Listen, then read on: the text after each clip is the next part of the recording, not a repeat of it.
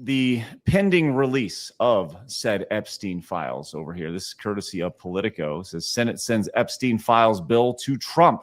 We saw the voting for this pass almost unanimously, I guess, yesterday, where they said, hey, we are going to, everybody wants this thing released now, apparently. Everybody except for this one guy, right? So look, whatever, I don't really know about this whole thing. I just know that, look, this is interesting because we have people that in pretty high places that'll probably be listed on here. And will anything come of this? Probably not. Let's just all set our bars extremely low. And if anything comes out of it, great, right? But let's be real, nothing probably will. The angle that I wanted to take of this was I was watching Monday Night Football the other night. And during Monday Night Football, it was the Cowboys versus the whoever it was. I don't remember who they were playing. It was somebody crappy. Oh, the Vegas Raiders, okay? Both those teams are pretty high-profile teams in the NFL, the Cowboys in particular. And during the middle of this highly profile, millions of people watching this, I saw a commercial for the Epstein files, which I wanted to share with you right now. And I wanted to play this commercial, and I saw this, and I just immediately was like, interesting. And I'll tell you why here in just a second. Here's the commercial.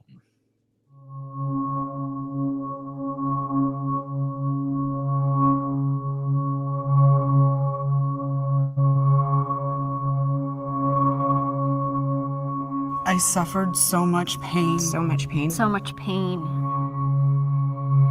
I suffered so much pain.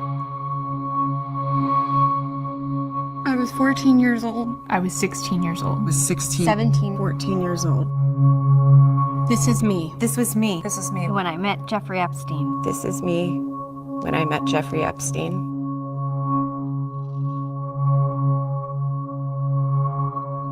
There are about 1,000 of us.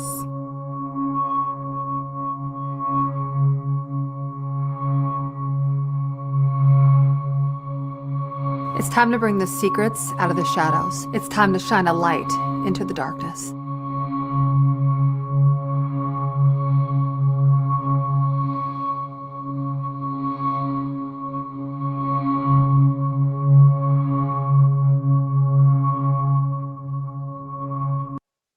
Okay. So the commercial that I saw was a 30-second version of that. Okay. So first and foremost, would love to hear your thoughts on that advertising. It's an advert, definitely. Noted. I don't like how it was edited. It feels like it's just it's like they're trying to pull at people's heartstrings but failing to do so. Because honestly, it almost feels like a promo for Law and Order SVU. It's like if they wanted to have it be more impactful, they shouldn't have had this stupid fucking background noises. They should have just had like one or two women sitting down, single spotlight, and just talking just a short story on like, I was this old when I met Jeffrey Epstein. That's it. Because it just feels like it's pandering at that point. Okay. Blabs, when you saw that, what were your thoughts? I kind of agree with Lumi. It's a bit corporate, especially because they're all saying the same thing, repeating like or finishing each other's sentences. I didn't like that. That was scripted. I don't think these things should ever be scripted. So I didn't really like it. So I had a number of thoughts here. And my first thought was exactly, by the way, this, like, I want to be clear. I'm not like discounting these women's stories. I'm not saying they weren't a victim of assault or sexual assault or Epstein or whatever. But what I am saying is that a 30-second ad on Monday Night Football, one of the most viewed programs in the United States on a week-to-week basis, a 30-second commercial runs about $640,000. Mm-hmm. $640,000. So if you want to make an impact, you could do this $640,000 commercial plus production cost and all this stuff.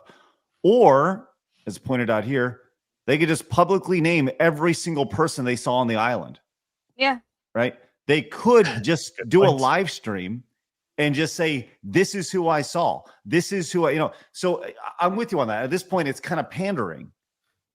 That's just my thoughts. Like, they could just go live. Like, nothing is stopping them literally right now from picking up their phone and saying, hey, I was this person. Here's proof of this. And this is why. And they could have all this information out in 30 minutes.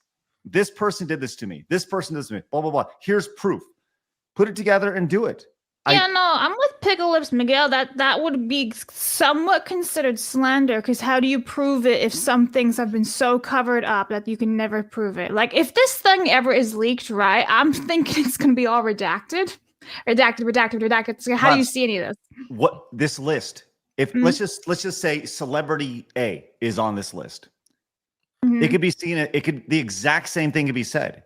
It's slander. Oh, this is fabricated. This is not real. And that's the first thing they're going to say. My name was not on this list, or I'm not in these files. Are you kidding me? This is ridiculous. And it's all, well, it's slander. It's the exact same thing. And I understand the thought process of that, right? But here's the other aspect of this, is at the very tail end of this, I went to the website because I was like, I want to learn more about this. Okay. worldwithoutexploitation.org. Okay. And I went to this website and I started doing a little digging, and I wanted to know who this World Without Exploitation was. Well, it is a fiscally sponsored project of Tide Center. Are you familiar with Tide Center? Yep. Okay. This is where things are kind of crazy, right? So Tide Center is based, it started back in like the 70s. In 1976, the original founder, and I'm going off some information, so let me just kind of roll this. The original founder of the Tides Foundation is Drummond Pike, and he founded the Tides Foundation in 1976 in San Francisco. Okay. The Tide Center today has its own executive leadership team and is governed under a broader network oversight. Okay. It receives major donors on an annual basis. And the idea is that it's meant to serve as an in-between between donors and the other charities. Okay. How much revenue do you think that the Tides Foundation sees on an annual basis? Let's just play the game. Arch, any thoughts? 20 million? Okay. Lumi? I'm going to overshot. I'm going to say about 600 million. Okay. And Blabs? I don't know. 50 million? 500 million? I have no idea. The Tides Foundation in 2022 had $580 million in revenue in 2022. And the Tides network is widely described as progressive, left of center or progressive. So this is 100% a political thing that puts money behind political causes. And it's just a little bit of research on this. Tides acts as a fiscal sponsor and pass-through entity with large sums of philanthropic money that are channeled through smaller projects, thus makes tracing donor intent and ultimate use of the funds more complex. So that's kind of the idea of all this. They don't have to where they don't even track the top donators of Tides. You can't track to see where this money went. So it was just interesting to see, just by kind of doing 5 minutes of research here, that, look, I think everybody wants to see these files released. I hope they are. If there's truly nothing and I've said this before, look, if Biden's on the list, Clinton's on the list, Trump's on the list, I don't care. If you're fucking with kids, consequences, wood chipper, burr, right? I don't get, that's a fucking hard line for me. I don't care who the president is or who they were is. If you fuck with kids, you fuck with kids. That's a big old no for me, right?